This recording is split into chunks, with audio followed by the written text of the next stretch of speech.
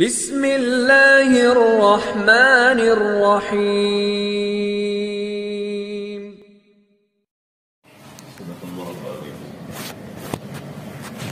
محترم دوستوں اور بزرگوں،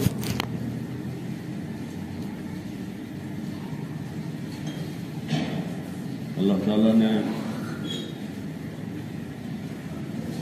دنیا میں ہر بندے کو کامیابی اور ناکامی کی دو راہیں بتا کر بھیجا اور دونوں راستوں کو واضح کر دیا۔ کامیابی کا راستہ اطاعت اور فرمانبرداری والا ہے اور ناکامی کا راستہ وہ خواہشات والا ہے۔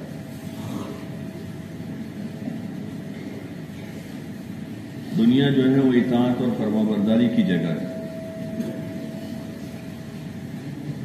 خواہشات پورا کرنے کی جگہ نہیں ہے۔ یہاں قدم قدم پر کوئی نہ کوئی حکم ہے۔ ہمارا کوئی لمحہ ایسا خالی نہیں ہے جس میں ہم اللہ کے کسی حکم کے تحت نہ ہوں۔ ہر وقت ایک عمومی حکم ہے سب کو کہ ایمان کے ساتھ رہیں۔ کوئی حال بھی ایسا خالی نہ ہو کہ آدمی بے ایمان ہو۔ 24 گھنٹے آدمی پر فرض ہے، نمازیں 5 وقت ہیں، لیکن ایمان 24 گھنٹے۔ ایسے ہی گناہ سے بچنا آدمی کے ذمے 24 گھنٹے ضروری ہے، رات دن، اور زندگی کے ہر مرحلے میں، جوانی میں ہو، بڑھاپے میں ہو، فقر میں ہو یا امیری اور مالداری میں ہو، ہر حال میں آدمی پر گناہ سے بچنا ضروری ہے اور ہر حال میں اطاعت کرنا ضروری ہے۔ کسی بھی حال میں ہو اطاعت کے ساتھ رہیں، نافرمانی نہ کریں۔ یہ حکم ہے ہر ایک۔ اگر نافرمانی کر رہا ہے تو گنہگار ہیں، مجرم ہیں، اور نافرمانی کے بقدر سزا کا مستحق ہے۔ جیسی نافرمانی اور جیسا گناہ ہے ویسے ہی آدمی کے اوپر سزا ہے۔ اصل سزا تو آخرت میں ہوگی،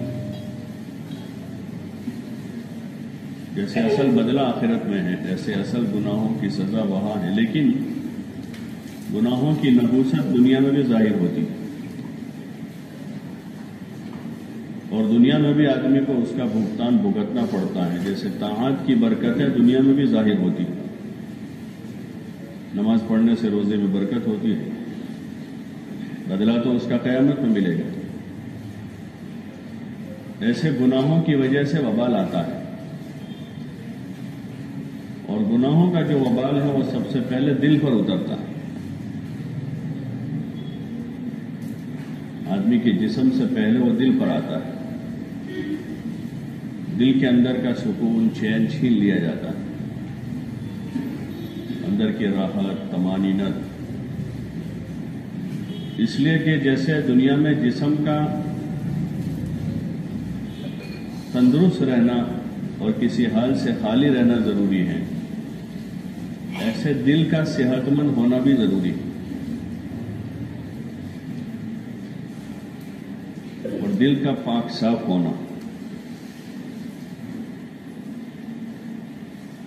دل کی پاکی اور صفائی۔ ایک تو کفر سے پاک ہوں، شرک سے پاک ہوں، نفاق سے پاک ہوں، ایسے حسد سے، کینے سے، بغض، عداوت سے۔ یہ ایسی چیزیں ہیں کہ اس سے انسان خود ہی پریشان ہوتا ہے، دوسرا اس سے پریشان نہیں ہوگا۔ آدمی کے کفر کا وبال آدمی کے خود پر آئے گا، شرک کا وبال آدمی کے اوپر آئے گا۔ ایسے ہی حسد، کینہ ہے، اندر بغض بھرا ہوا ہے دل میں کسی کے لیے، تو اس کا کیا بگڑتا ہے؟ کسی کے لیے بغض اپنے دل میں بھرا ہے تو سامنے والے کا تھوڑا بگڑنے والا ہے۔ جیسے کوئی آدمی کسی سامنے والے کو پریشان کرنے کے لیے اپنے جیب میں گوبر بھرے کہ اس کو بدبو آوے اس سے.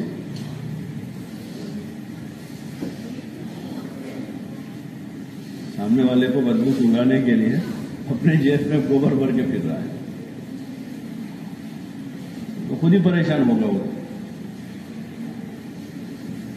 تو سامنے والے کو پریشان کرنے کے لیے آدمی اگر کوئی کام کرتا ہے اور اپنے دل کو میلا کرتا ہے، گندا کرتا ہے، تو اس کا وبال جو ہے خود آدمی کو سب سے پہلے اٹھانا ہے اور اس کا کوئی نقصان نہیں پہنچا سکے گا. اس کے لیے دل میں بغض ہے، عداوت ہے، حسد ہے. اس لیے دل کا ان تمام قسم کی بیماریوں سے پاک کرنا بہت ضروری ہے کہ دل پاک صاف رہے ہر قسم کی گندگی سے.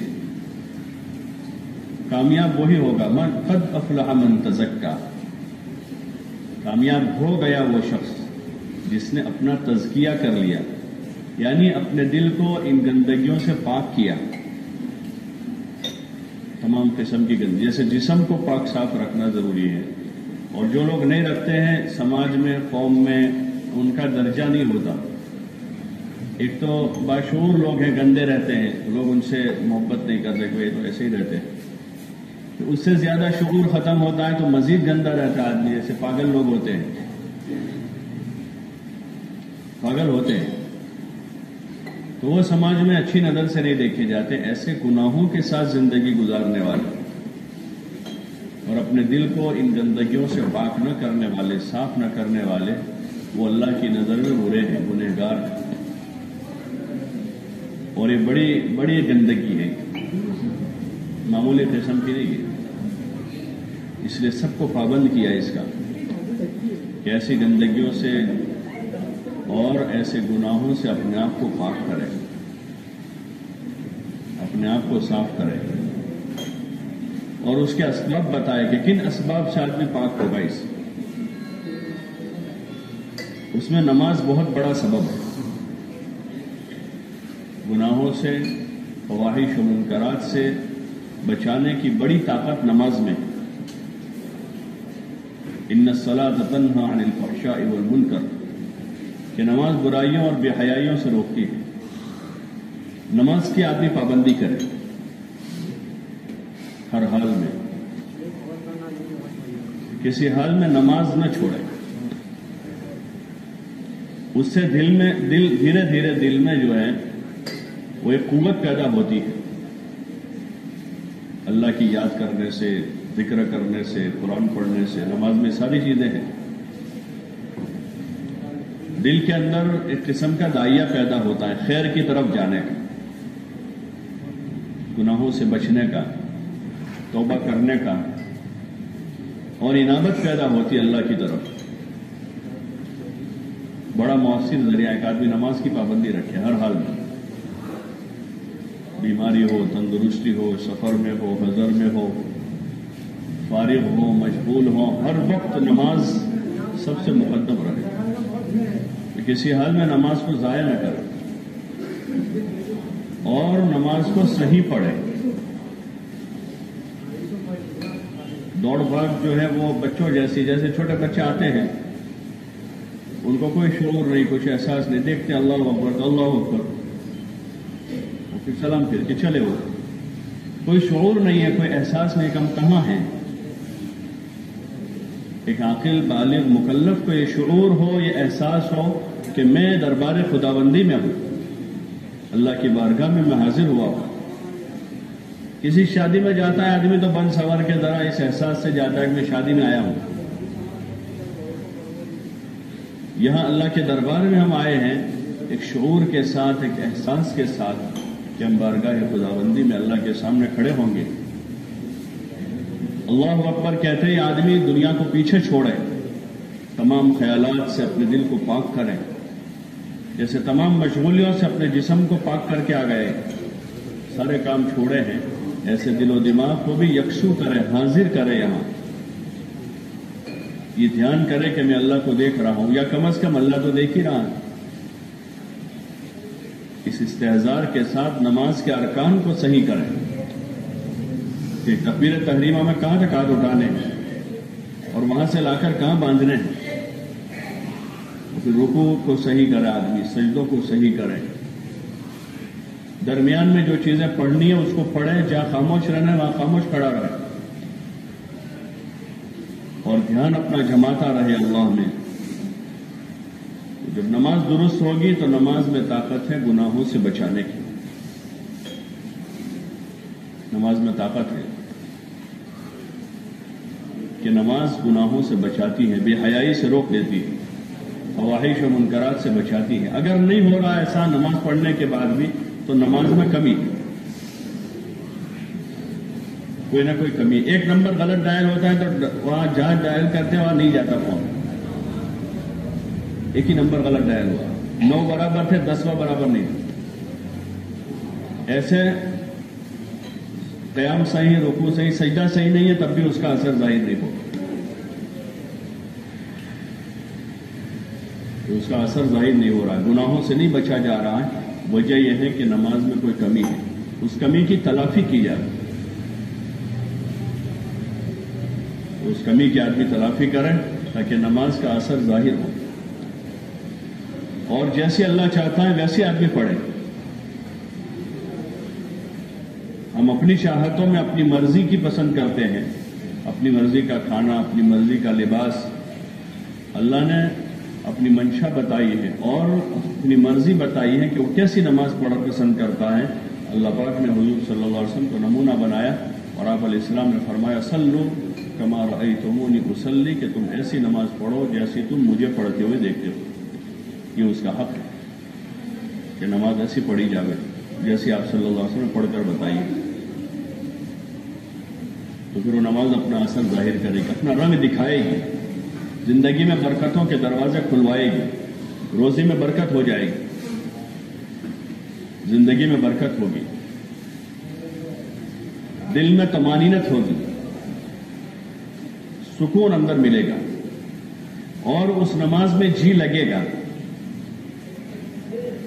اس نماز میں جی لگے گا. ہم جس کو فون کرنا چاہ رہے تھے اسی کو ڈائل ہو گیا تو آدمی لمبی بات کرتا ہے, 5 منٹ, 10 منٹ, 15 منٹ, 20 منٹ, آدھا گھنٹہ. اور ہم جس کو کرنا چاہ رہے تھے اس کو ڈائل نہیں ہوا, دوسرے کہیں چلا گیا تو کتنی دیر بات کرے گا؟ بولو نا بھائی. آدمی جس کو فون کرنا چاہ رہا تھا اس کو نہیں گیا ہے, کہیں رانگ جگہ چلا گیا ہے تو آدمی کتنی دیر بات کرے گا؟ فوراً ہی بند کر دے گا, کہاں پہ رانگ نمبر لگے. ایسے اگر ہمارا صحیح ڈائل ہوتا ہے, نماز میں صحیح تکبیر ہو رہی ہے تو پھر وہ نماز پوری کرنے کا جی نہیں چاہے گا کہ رابطہ ہو گیا اللہ کے ساتھ. اب جیسا جس کا تعلق ہے, کوئی 10 منٹ, کوئی 20 منٹ, کوئی آدھا گھنٹہ, کوئی گھنٹہ. حضور صلی اللہ علیہ وسلم کی نماز کا تذکرہ, رات میں رات بھر نماز پڑھتے تھے. تو نماز میں جی نہیں لگ رہا ہے, وجہ یہ ہے کہ صحیح جگہ نہیں جا رہی ہے. ابھی اس کے ارکان اور اس کے خشوع میں کمی ہے. اس کی آدمی کوشش کرے کہ جی لگا کر جان کھپا کے نماز پڑھے, جس کے لیے ہم پیدا کیے گئے. پارٹ ٹائم کی چیز نہیں ہے فرصت, بلکہ اس کے لیے فارغ ہوا جاوے کاموں سے, سارے کھانے پینے سے, آرام سے, سارے تقاضوں کو اس طرح ترتیب دیا جائے کہ نماز کے لیے اچھا وقت نکال سکے اور اس کو اطمینان سے پڑھ سکے. جب یہ نماز بنے گی تو پھر زندگی جو ہے وہ بدلے گی اور گناہوں کی نفرت پیدا ہوگی. ورنہ آدمی 60 سال کا ہو کر گناہ کر رہا ہے, 70 سال کا ہو کر گناہ کر رہا ہے, 80 سال کی عمر ہو گئے آدمی گناہ کر رہا ہے. اللہ پاک بہترین روزی دے رہا ہے, اس کی روزی کھا کر آدمی گناہ کر رہا ہے اور اپنے ہاتھوں اپنی آخرت برباد کر رہا ہے. اس لیے کوشش کریں کہ اپنی نماز کو درست کریں, اس کی مشق کریں. یہ صحیح اس کو کیسے کیا جائے, جی لگائیں. ایک تو ارکان کی صحت ہے, کسی کو بتا کر صحیح کریں کہ میرا قیام ٹھیک ہے, یہ میں ہاتھ جو باندھ رہا ہوں برابر ہے, یہ رکوع کی جو کنڈیشن ہے وہ ٹھیک ہے کہ نہیں ہے. اور ایک اندر خشوع پیدا کرنا ہے.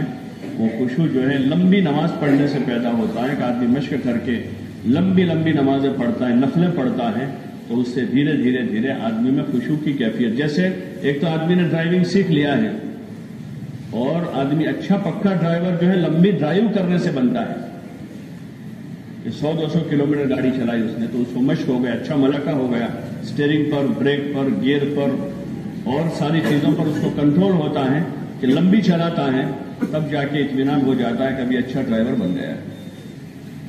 ایسے لمبی نوافل کے ذریعے سے آدمی کی نماز میں قوت پیدا ہوتی ہے، دھیان جمتا ہے اندر۔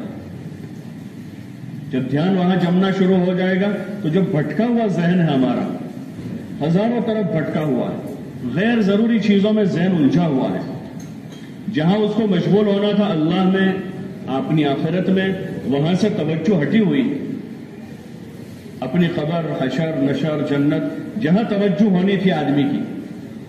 ایک ڈرائیور کو جانا ہے یہاں سے بمبئی کی طرف، اور اس کے ذہن میں سارے راستے، سارے اسٹیشن ایم پی کی طرف کے ہی آ رہے ہیں، تو الجھا ہوا رہے گا وہ اپنی منزل پر تیزی سے گاڑی نہیں چلا سکے گا، تو دوسرے اسٹیشن دیکھ رہا ہے،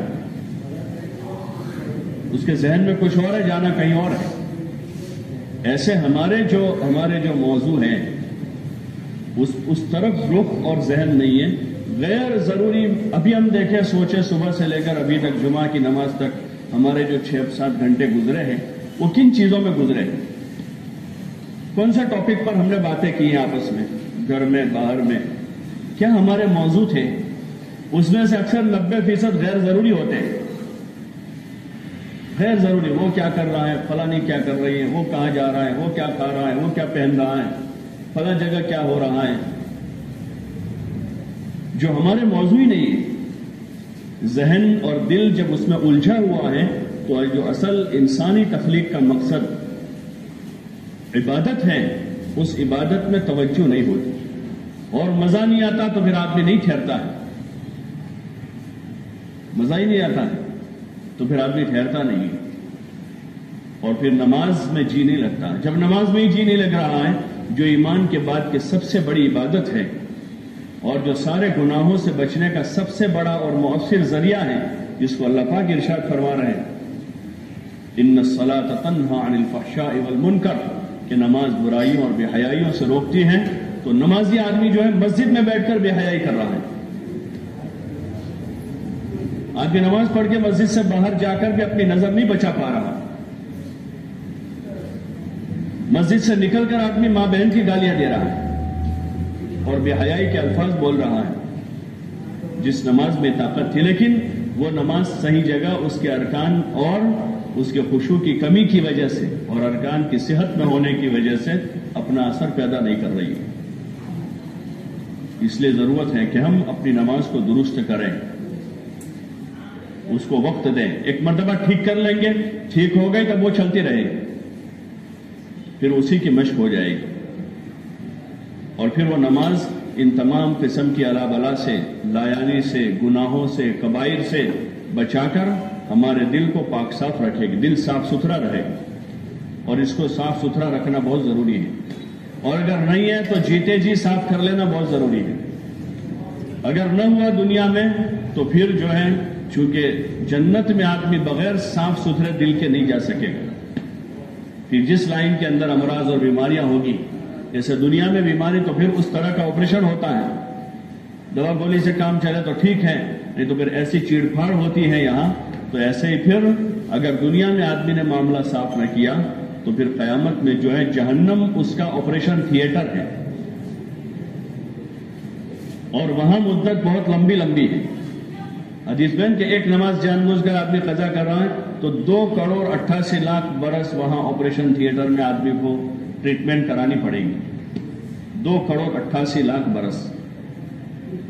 ایسے اور دیگر قسم کے امراض آدمی لے کر گیا ہے تو پھر اس کی صفائی کی جو جگہ ہے وہ جہنم کی بھٹی ہے، اور وہ آدمی برداشت نہیں کر پائے گا، لیکن وہاں آدمی کو ٹھہرنا پڑے گا۔ اس لیے دنیا میں رہتے ہوئے ہر بندے کو چاہیے کہ وہ اپنی اصلاح کی کوشش کرے، دوسروں کو سدھارنے کی فکر میں زیادہ نہ رہے۔ باپ بچوں کو سدھارنے کی فکر میں ہے لیکن خود اپنے سدھار کی کوشش نہیں ہے، شوہر بیوی کو سدھارنے کے چکر میں ہے لیکن خود وہ اپنی غلط عادتوں سے باز آنے کو تیار نہیں. ایک آدمی اپنے پورے محلے کو سدھارنے کی فکر میں ہے لیکن خود اپنی ذات سے وہ سدھرنے کی کوشش میں نہیں ہے. حالانکہ اللہ پاک نے ہر ایک کو اپنی سدھار کا مکلف پہلے کیا ہے اور اس کے بعد دوسروں کے ساتھ خیر خواہی کا حکم دیا ہے اور دوسروں کو اچھائی کی طرف لانے اور برائی سے بچانے کی کوشش کرنے کا حکم دیا ہے. اس لیے ضرورت ہے کہ ہم اپنی طرف متوجہ ہوں. ذرا تھوڑا وقت اپنے آپ کو بھی دے دیں. دوستوں کو بہت سارا دے دیتے ہیں, ہوٹل پر بہت سارا وقت دیتے ہیں, کھیل کود میں اور کھیل کود دیکھنے میں بہت سارا دے دیتے ہیں, اور موبائل اور دیگر ذرائع پر بہت سارا دے دیتے ہیں. اپنے آپ کو بھی وقت دیں, اپنی ذات کو, اور اپنی طرف غور کریں کہ میرے اندر کیا کمی اور خامی ہے جس کو مجھے دور کرنا ہے. یہ اس کا مؤثر ذریعہ نماز ہے. توجہ کریں مسجد کی طرف. اذان کا انتظار نہ کریں. جو فارغ ہیں وہ اذان ہونے کا انتظار نہ کریں, اور جو مشغول ہیں وہ اب اذان کے بعد اقامت کا انتظار نہ کریں بلکہ اذان ہوتے ہی اپنے کام چھوڑ دیں. آوے اللہ کے گھر کی طرف اور اطمینان سے آوے, سکون سے آوے,